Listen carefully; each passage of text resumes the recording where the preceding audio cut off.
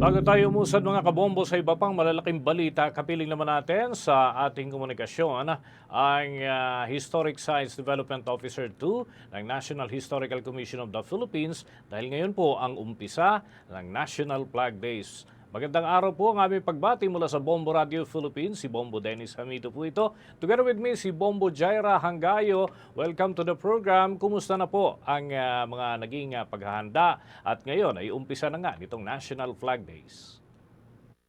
Bale yung National Historical Commission of the Philippines po ay nakipagtulungan sa iba't ibang mga ahensya ng pamahalaan at lokal na pamahalaan para po pagdiwang ang simula ng ating National Flag Days. Itinaon po kasi ito sa anibersaryo po ng tagumpay ng ating mga ninuno sa Alapan, sa Imus Cavite. Itong tagumpay na po na ito ang naging inspirasyon para iwagayway ni Pangulong Emilio Aguinaldo sa unang pagkakataon ang pambansang watawat sa kanyang headquarters sa Cavite City. So sa Alapan po mismo sa Imus Cavite, plano po tayo na magkaroon ng pag-aali ng bulaklak sa panandang pakasaysayan at monumento po doon. Kasama po natin ang Armed Forces of the Philippines, National Youth Commission, pamahalang panlalawigan po ng Cavite, pamahalang panlungsod po ng Imus. At may mga inimbitahan din po tayo mga bisita po doon. Sa Rizal Park Luneta din po ay magkakaroon po tayo ng flag raising ceremony kasama po ang National Parks Development Committee, ang Saludo a Clean Flag Movement,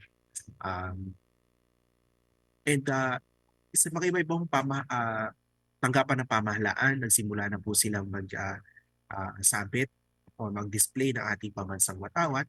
At tayo naman po sa NHCP, especially through our heraldry section, ay nagsagawa ng iba't ibang mga ah, awareness seminar or training sa kung paano dapat ipakita at itratuhin ang ating pambansang watawat.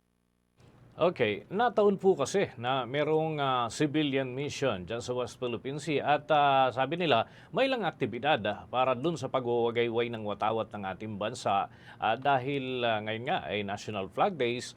May naging koordinasyon din po ba sa inyo ang naturang civilian mission at meron bang kinatawan ang National Historical Commission of the Philippines dun ho sa bahagi ng West Philippine Sea para sa naturang mga events? Yung po mga usapin po sa kaligtasan ng ating karagatan ay pinagkakatiwala na po natin sa mga agencies directly responsible for it, katulad po ng ating Philippine Navy and Philippine Coast Guard. And malaya po ang sino man na gumawa po ng mga aktibidad na sa kanilang pananaw ay makakatulong sa pagpapaigting ng ating pagmamahal sa bayan at pagtatanggol sa ating teritoryo.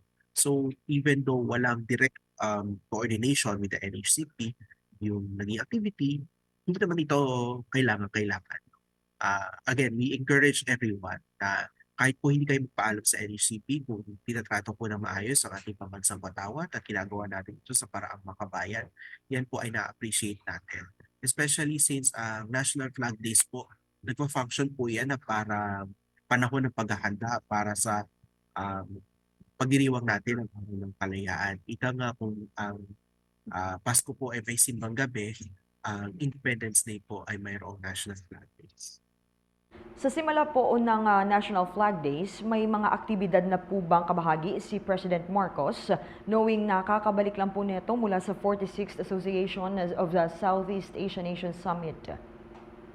Bali, alam natin napakaabala ng ating Pangulo para sa pagtugon sa mga iba't ibang mga hamon ng ating lipunan. Kaya ang expectation po natin ay siya po ay dadalo sa June 12 sa bayan po pagkataas ng watawat at pag-aalay ng bulaklak na gagawin sa iba't ibang bahagi ng bansa. So inaasahan po natin siyang mag-attend at mag-lead sa ceremony po sa Rizal Park Luneta na susundan din po agad ng Parada ng Kalayaan. Kanya pong papanoorin, I believe, if I'm not mistaken, kasama ng kanilang pamilya.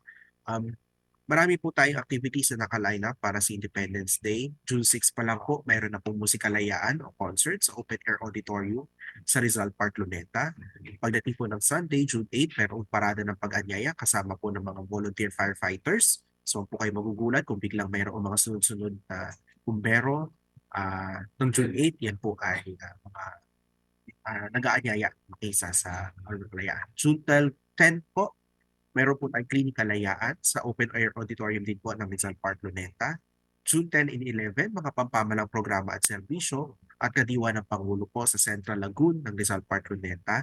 Kasabay din po nito, mayroon pong static display ang ating Armed Forces of the Philippines at ang mga major uniformed services upang hikayatin yung ating mga kababayan kung sila po ay willing na maglingkod sa bayan sa ganitong paraan ay din po.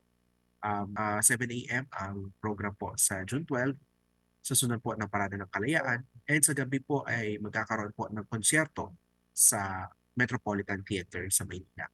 Mhm. Panghuli na lang po, paanyaya po ninyo sa ating mga kababayan at baka may virtual events din ba para sa hindi personal na makakadalo sa mga aktibidad? Inaanyayahan natin yung ating mga kababayan na bisitahin ang aming pong Facebook page, fb.com/nhcp1933. Marami po mga activities na nabanggit ko po kanina at I think marami pa po hindi pa nababanggit. Marami sa mga ito ay ina-livestream naman din po para mapanood ng ating mga kababayan.